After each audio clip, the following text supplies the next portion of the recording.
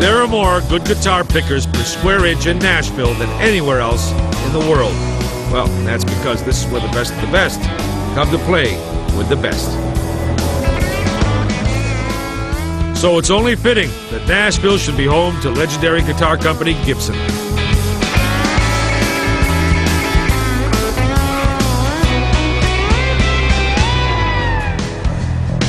The name itself, Gibson, is synonymous with excellence, and no wonder. The folks who make Gibson guitars, well, they're artisans and artists. They pour their own love of music into every single one of their instruments. Gibson guitars are so expressive, so beautiful, so full of richness and character that the people who play them talk about them as if they were human. For celebrated singer-songwriter Steve Earle, that love affair with Gibson guitars began early and was love at first sight. The first really good guitar I ever had was a Gibson LGO, and my grandmother gave it. It was brand new in '71. My grandmother gave it to me as a bribe to get me to go back to high school because I dropped out. And I got the guitar, and I stayed in school about 2 months. Carrot and the stick? And then I bailed out. The album that launched his career was recorded on a borrowed Gibson. I recorded every track on Guitar Town on that guitar, and then refused to return it when they asked for it back. I just said, you're going to have to make a deal with me for this one. And I played that guitar I played it for 5 or 6 years, and it's now in the Country Music Hall of Fame. Across town from the Hall of Fame is the Gibson Showcase, where popular musicians like Joe Diffie and Dan Seals often play. Dan's so fond of his Gibson guitar, he wrote it into a ballad. Playing an old guitar, a friend I understand, can sure smooth the wrinkles in my soul. You know, it's really odd. Guitars sing to you or they don't. They make you feel good inside, and they're homogeneous. They're made out of a wood, which every one of them is different. Even if you make them, I'm sorry. if you make them exactly alike, there's still small nuances that are different on them. Yeah, every piece of wood's different. Yeah. And that wood, mostly mahogany, maple, and rosewood, makes its first stop right here at the Gibson Rough Mill.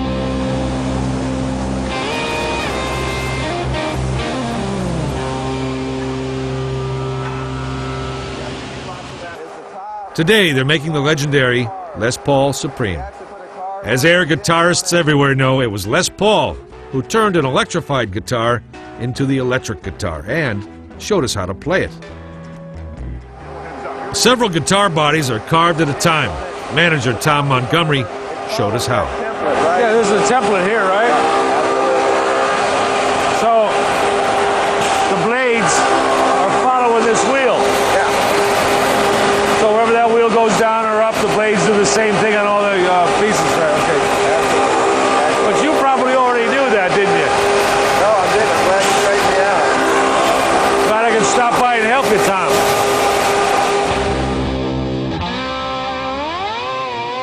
Other parts of the guitar, like the neck, are more about art than science. He's not even using a guide. No. He's eyeballing that whole thing. Ezra has been here over 20 years. That's phenomenal. That's a work of art. Ezra and all of his colleagues here are carrying on a tradition that's more than 100 years old.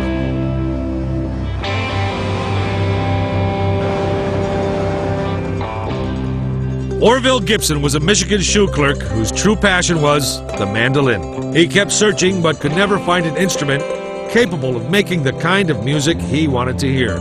Finally, he decided to build a mandolin of his own, and it was perfect. So you have the top slice. In time, Gibson turned his hand to making superior banjos, and then came guitars. Yeah. Orville Gibson revitalized the American music industry and has inspired millions of musicians. Back in the factory, the next step in the guitar-making process is well underway. No, this isn't some strange mummification ritual or a first aid lesson. It's actually how the guitars are bound while the glue dries. Next comes sanding, Matt Branch shows off his technique, the same one he used for guitars played by Guns N' Roses and Bon Jovi. Very nice. Like a baby's bottom, huh? Yeah. Then Jimmy Wright sets the neck on the body.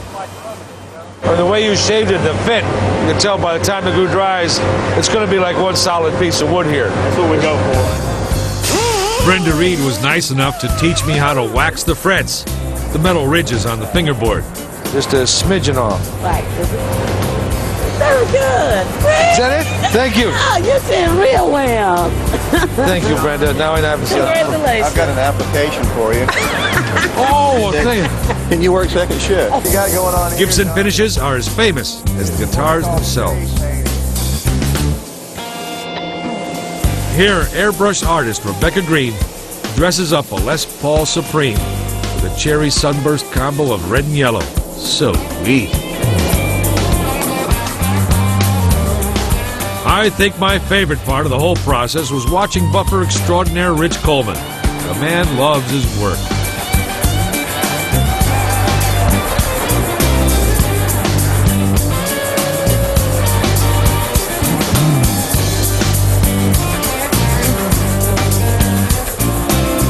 How long did it take you to get the dance? It took me about 6 months. Really, yeah? I picked up on it pretty quick.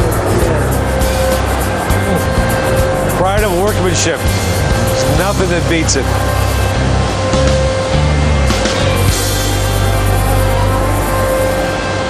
Jay Thompson here not only inserts and tunes all the strings, he also gets the pleasure of testing the end product. No guitar makes it out of here until Jay or one of his compadres says it's a Gibson. This is the final. Apparently, this one's good to go.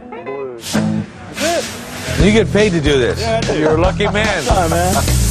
What a joy it must be to go to work every day, knowing that what you do in your small corner of the world is destined to bring timeless pleasure to millions of people.